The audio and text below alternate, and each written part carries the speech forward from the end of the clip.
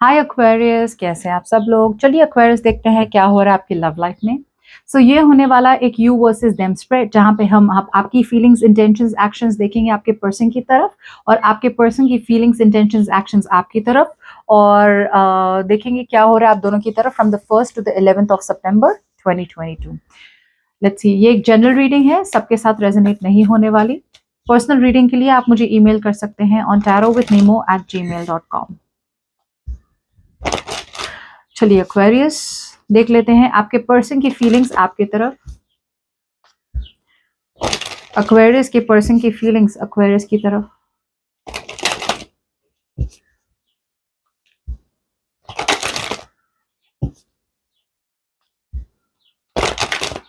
One last shuffle.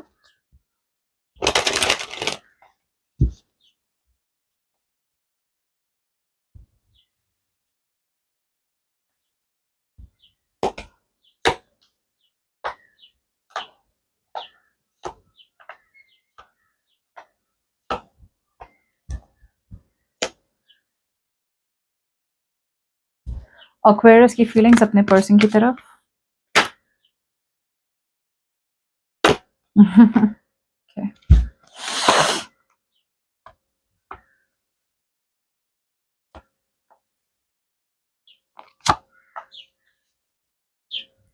All right.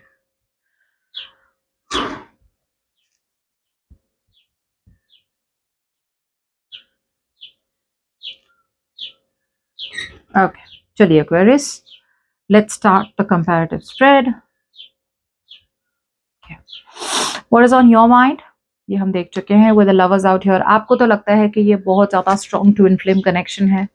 ऐसा connection है जो आपने पहले कभी नहीं महसूस किया। स्पिरिचुअली, मेंटली, इमोशनली, फिजिकली आपको लगता है कि you and this person are very strongly connected. Okay, ये एक बहुत ही डिवाइनली गाइडेड कनेक्शन है, और जैसे बोलते हैं कि भाई यूनिवर्स ने ब्लेस किया हुआ इस कनेक्शन को।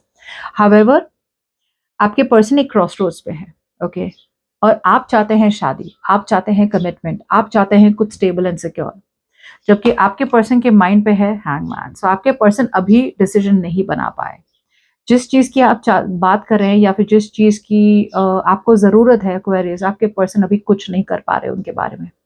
फिलहाल तो आपके पर्सन ने सारी सिचुएशन को होल्ड पे रखा है। ओके, होल्ड पे रखा है। अब होल्ड पे रखते रखते ऐसा तो जरूरी नहीं है कि वो किसी और से बातें कर रहे हैं, कुछ लोगों के लिए हो सकता है, बट मुझे लगता है हैंगमैन एक बहुत ही स्पिरिचुअल कार्ड है, जहां पे ये स्पिरिचुअल एडवाइस, स्पिरिचुअल गाइडेंस, या फिर वो जब वेट कर रहे हैं ना, आपके सिचुएशन को होल्ड पे रख रहे हैं ना, सबसे ज्यादा इंपॉर्टेंट है कि वो अपना पर्सपेक्टिव चेंज कर रहे हैं। जैसे चमगादड़ होता है ना, उल्टा लटकता है, राइट? तो वो जब उल्टा लगता है, वो हमारी दुनिया, वो अपनी दुनिया को दूसरी तरफ से देखता है, और हमारी दुनिया को दूसरी तरफ से, राइट? सो ही इज उल्टा। तो अब जब वो दूसरी तरफ से देख रहे हैं अपनी सिचुएशन को, वो शायद आपके नजरिए से सिचुएशन को देख रहे हैं। Okay, they are trying to see things from your point of view, कि भाई अगर एक्वेरियस कमिटमेंट मांग रहा है, अगर एक्वेरियस को और कुछ स्टेबल सिक्योर चाहिए, तो वो सोच रहे हैं कि भाई should they give it to you, what are the next steps, so वो सिचुएशन को अभी हर एक अलग अलग एंगल से देखना चाह रहे हैं। ओके, आपकी फीलिंग्स की बात की जाए तो आपके लिए तो आपके person is a wish come true. Okay, जिस तरह से आपके पर्सन आपके लाइफ में आया है, इस तरह आपको ऐसा लगता है कि भाई यही मेरी विश थी, और यूनिवर्स ने मुझे अपनी विश भेज दी है।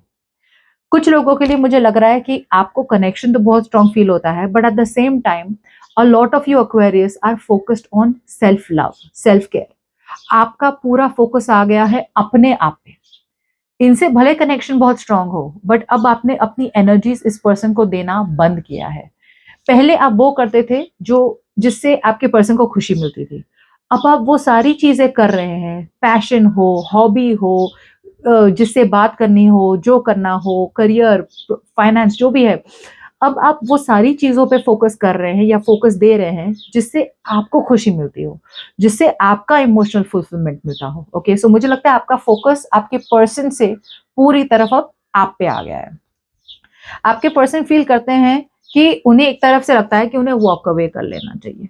सी, प्रॉब्लम यही हो रही है कि you are dealing with someone out here जो प्रॉबब्ली इमोशनल, या कमिटमेंट, या फिर इमोशनल वल्नरेबिलिटी। इमोशनल वल्नरेबिलिटी मतलब इमोशनली ओपन अप होने से बहुत ज्यादा डरते हैं, उन्हें डर लगता है बिकॉज या तो पास में किसी ने इनका दिल तोड़ा होगा, जिसकी वजह से बहुत डर चुके हैं कि भाई कमिटमेंट दो, कमिटमेंट के बाद अगर धोखा मिल गया, दिल टूट गया, तो पहले जैसा नहीं होना चाहिए।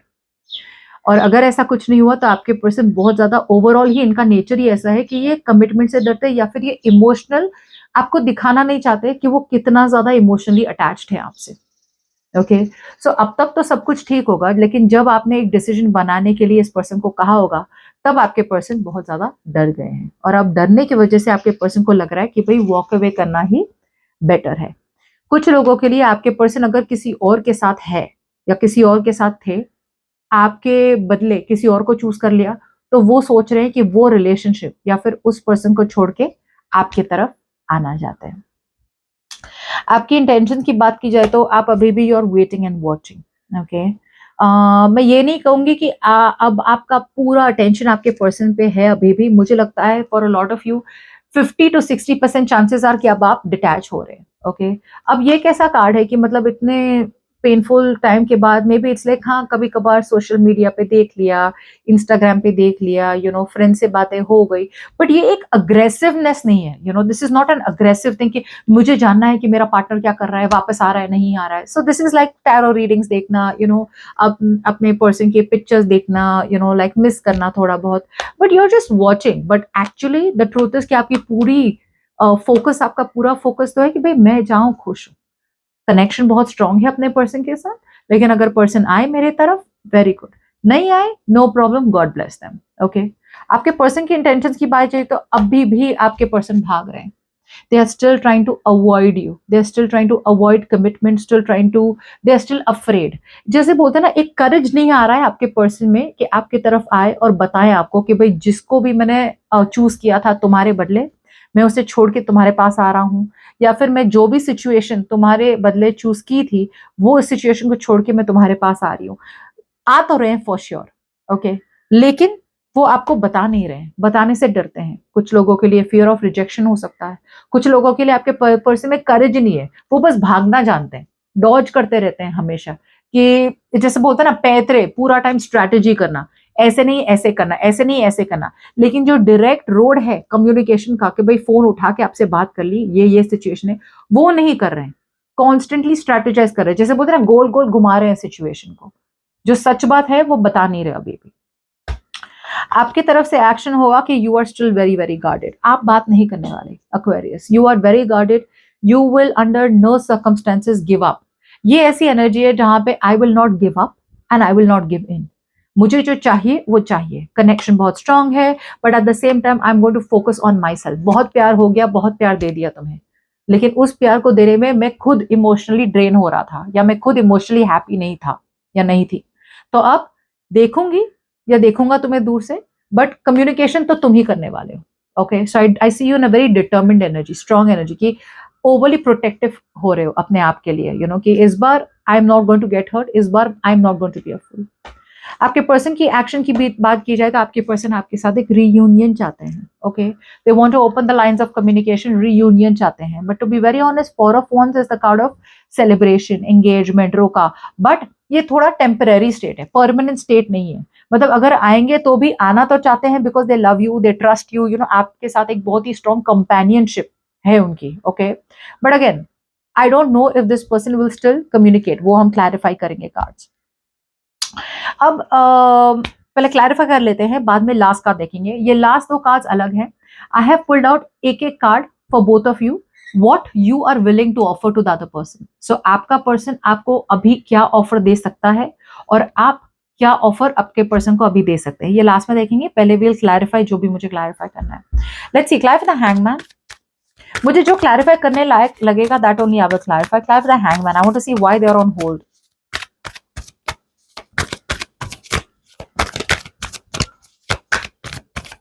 आपके पर्सन को लगता है अभी ये टाइम सैक्रिफाइस करने का ही है, they have to keep things on hold for some reason. Patience, या एक तरफ से आपके पर्सन है ना बहुत ज्यादा स्ट्रेस में है, पूरा टाइम 24 घंटे आपके बारे में सोचते रहते हैं, स्पेशली रात को। जैसे बोलते हैं ना, दिन में तो आप अपने आप को डिस्ट्रैक्ट कर लेते हैं काम से, लेकिन रात को कहाँ बच के जाएंगे, बिकॉज रात को तो आप सोते ही हैं। So when you are sleeping in the night, when you shut your eyes, right, तभी जाके आपके पर्सन को बहुत ज्यादा प्रेशर आ जाता है कि भाई वो सब तो ठीक है, काम, करियर, फैमिली, फ्रेंड सब ठीक है, लेकिन इस चीज का क्या जिसके साथ मेरा इतना स्ट्रॉन्ग कनेक्शन है।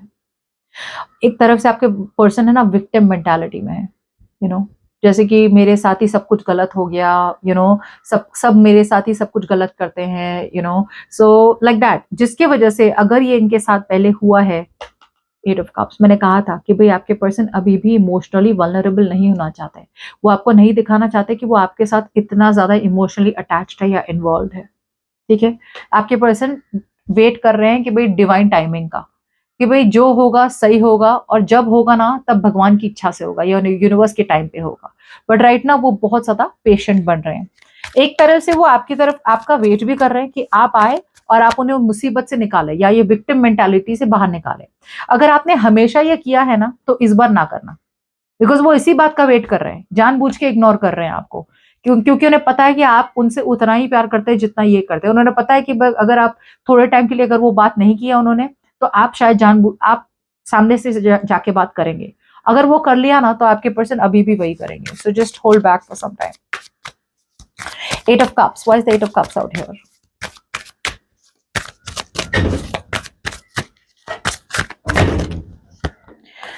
Nine of pentacles. से ये they are very happy being single Aquarius, ये आपको जानने की जरूरत है। अगेन सब कुछ चाहते हैं आपके साथ, बट उन्हें प्रेफर हो रहा है कि भाई सिंगल ही रहे तो बेटर है। कुछ लोगों के लिए आपके पर्सन को ऐसे इंसान से शादी करनी है जो उनके सोसाइटी अप्रूव करे, या फिर उनके कास्ट के हो, या फिर सेम एज हो। कुछ तो ऐसा सोसाइटी का प्रेशर भी हो सकता है, फैमिली प्रेशर हो सकता है कि उन्हें मजबूरी से ऐसे पर्सन से ही शादी करनी होगी या कमिटमेंट देनी होगी जो उनकी फैमिली या सोसाइटी अप्रूव करे। ये कुछ लोगों के लिए है। बाकी लोगों के लिए आपके पर्सन को लगता है कि भाई सिंगल रहना ही बेटर है।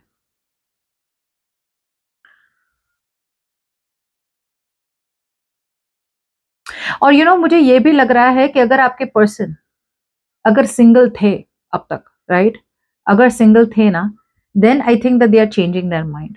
ये मुझे कुछ लोगों के लिए लग रहा है, they are, if they are single, they are changing their mind. और उन्हें लग रहा है कि भाई सिंगल रहने में अब उन्हें इमोशनल सेटिस्फैक्शन नहीं मिल रहा।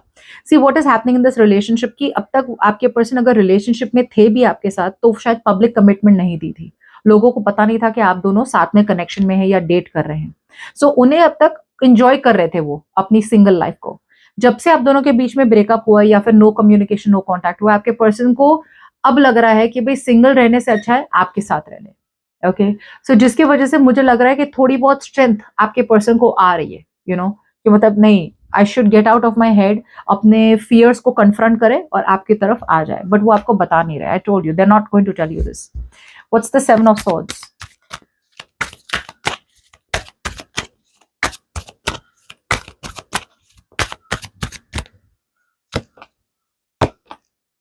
बने हुए सिचुएशन में कमिटमेंट देना चाहते हैं, मगर एक तरफ से उन्हें लग रहा है कि सिचुएशन खत्म हो चुकी है आप दोनों के बीच में, चैप्टर एंड हो गया है आप दोनों के बीच में, जिसके वजह से कमिटमेंट देना भी चाहते हैं, फिर भी उन्हें लग रहा है कि कमिटमेंट दिया और आपने रिजेक्ट कर दिया तो या that's what they think. Because इस बार शायद आपने इस तरह से इस पर्सन को मतलब रिजेक्ट किया होगा या फिर बातें बंद की होगी कि आपके पर्सन को ऐसा लग रहा हो कि भाई इस बार तो इसने आना ही नहीं है वापस, जिसकी वजह से वो बात करना भी चाहते फिर भी नहीं कर रहे, कतरा रहे, दे आर थिंकिंग ट्वाइस। जो भी हुआ एक्वेरियस, मुझे लगता है आपके पर्सन ने एक गलत डिसीजन बनाया। या तो उन्होंने आप में और किसी और में चूज कर लिया, तो किसी और के पर्सन के साथ किसी और के साथ थे, या फिर सिंगल और कमिटमेंट में रहने के दोनों चॉइसेस में से दे वर प्रिफरिंग टू बी सिंगल। अब वो सिंगलहुड छोड़ के आपके तरफ तो आना चाहते हैं, लेकिन फिर भी उन्हें लगता है कि may be you may not be okay with it, because आपने तो चैप्टर खत्म कर चुका है अपने पर्सन के साथ। सो आपके पर्सन बने तो हुए हैं सिचुएशन में, बट देर आर चांसेस कि उन्हें बहुत डर है कि आप शायद इससे आगे ना बढ़ना चाहो इस बार। Four of wands. Okay, now let's see आपके पर्सन क्या ऑफर करना चाहते हैं। आप क्या offer, what are you willing to offer? आपके पर्सन सिंगल हुड छोड़ के, इंडिपेंडेंस छोड़ के आपकी तरफ आ रहे हैं। एंड एक्वेरियस, आप अपने कनेक्शन, अपने कमिटमेंट, अपने रिलेशनशिप को छोड़ के बाहर निकल रहे हैं और आप सिंगल बन रहे हैं। Wow, wow, this is amazing Aquarius. Oh my God, आपके पर्सन क्या ऑफर कर सकते हैं अभी? प्यार, king of cups. All they can offer you right now is love.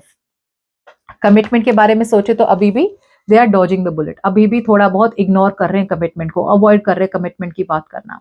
ये तो ऐसा हो गया कि अगर ये पर्सन आपकी तरफ आते हैं ना, थोड़ा बहुत I love you, I miss you, sorry, emotional romantic बातें कर ली, तो ये सोच रहे हैं कि भाई जब तक चल रहा है तब तक वो आपकी तरफ आना चाहते हैं, you know.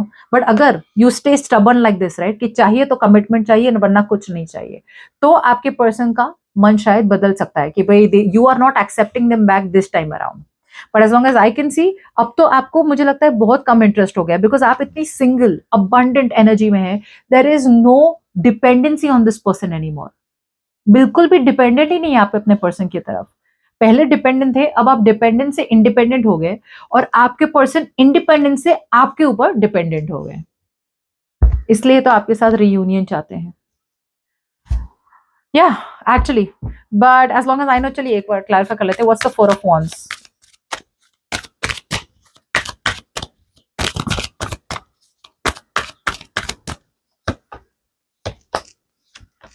Yeah, they love you very very much, two of cups के साथ, लेकिन फिर भी they're still going to give you the silent treatment because again they've not made up their mind. दो माइंड्स में है आपके पर्सन।